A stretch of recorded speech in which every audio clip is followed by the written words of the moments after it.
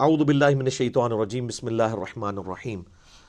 ان الذین کفروا، بے شک وہ لوگ جنہوں نے کفر اختیار کیا، سواء علیہم، ان کے لیے تو برابر ہے، انذرتہم، کہ آپ صلی اللہ علیہ وآلہ وسلم ان کو آخرت کا ڈر سنائیں، ام لم تنذرہم لا یؤمنون، یا آپ صلی اللہ علیہ وآلہ وسلم انہیں آخرت کا ڈر نہ سنائیں، ان کے لیے برابر ہے، لا یؤمنون، وہ ایمان نہیں لے کر آئیں گے۔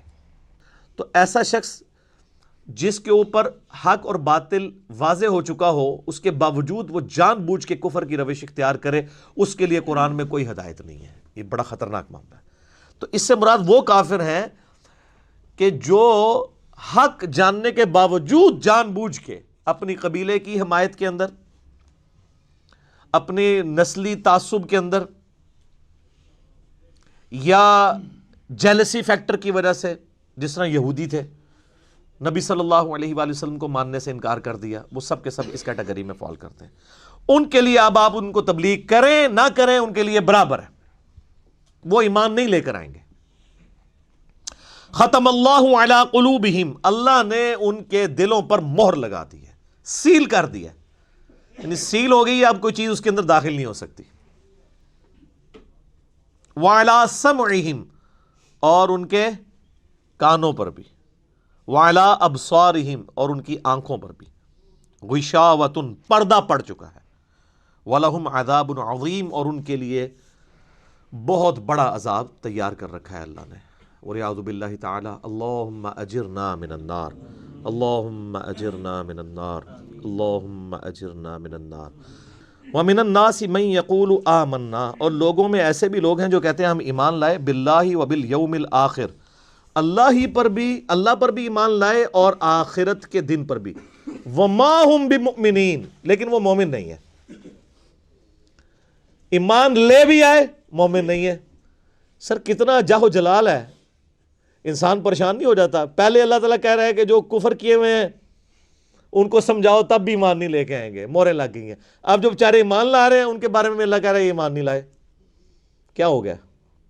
یخادعون اللہ والذین آمنوا، یہ تو فریب دینا چاہتے ہیں اللہ کو بھی اور ایمان والوں کو بھی، یعنی اوپر سے کلمہ پڑے ہوئے ہیں دب کے۔ یہ اسپیسیفکلی یہودی علماء اور ان کے فالورز کے بارے میں تھا، اسلام کے روب کی وجہ سے دب گئے۔ تو اللہ تعالیٰ نے فرمایا کہ یہ اصل میں یہ چاہ رہے ہیں کہ اللہ کو دھوکہ دیں۔ اللہ کو کیا دھوکہ دینا ہے؟ یہ نہ اللہ کو دھوکہ دے سکتے ہیں نہ ایمان والوں کو۔ وما یخدعون الا انفسہم، یہ تو اپنے آپ کو دھوکہ دے رہے ہیں، اور اس سے بڑا کیا ظلم ہوا ہے ان کے اوپر؟ خود انہوں نے کیا، وما یشعرون، انہیں شعور بھی نہیں ہے کہ یہ تو اپنے آپ کو دھوکہ دے رہے ہیں۔ اپنے آپ کو کیوں دے رہے ہیں؟ آخرت برباد کر رہے ہیں۔ تو اللہ تعالیٰ ماتا یہ اپنے آپ کو دھوکہ دے رہے ہیں، ان کو شعور بھی نہیں۔ فی قلوبہم مرض، ان کے دلوں میں تھا مرض، فزادہم اللہ مرضا، اللہ نے بھی ان کا مرض اور بڑھا دیا۔ دیکھیں یہ سٹائل، دیکھیں گفتگو کا۔ ہمیں لوگ کہتے ہیں میٹھی میٹھی باتیں کرو، اللہ تو ہمارا ان کے دل میں بیماری تھی، اللہ نے ان کی بیماری اور زیادہ کر دی۔ آپ کے حساب سے تو ہونا چاہیے تھا بیماری تھی، اللہ نے ان کو شفا دے دی۔ ہاں،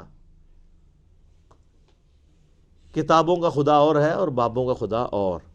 اللہ بے پرواہ ہے، وہ بھیک نہیں مانگ رہا آپ سے کہ میرے اوپر ایمان لے کے آؤ، وہ تڑی لگا رہا ہے آپ کو۔ ایمان لاؤ گے تو ٹھیک، نہیں تو دوزخ میں جاؤ گے سیدھے۔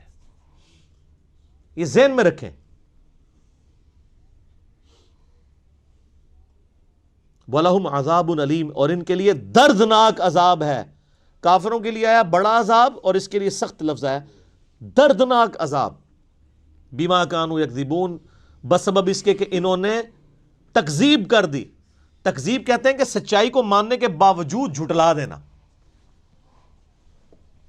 ان کو تو پتا تھا کہ یہ وہی پیغمبر آخر الزمان ہیں جن کی نشانیاں اولڈ ٹیسٹمنٹ اور نیو ٹیسٹمنٹ کے اندر موجود ہیں، تو انہوں نے کیوں انکار کیا؟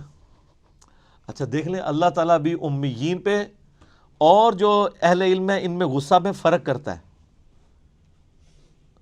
ان کے اوپر کیوں غصہ زیادہ ہے؟ یہ مولوی تھے، یہود و نصارہ کے علماء تھے نا، یہ ان کی پبلک کی تو بات نہیں ہو رہی ہے نا، کہ ان کو تو پتا تھا کہ یہ وہی نبی ہیں، انہوں نے کیوں نہیں بات قبول کی ہے؟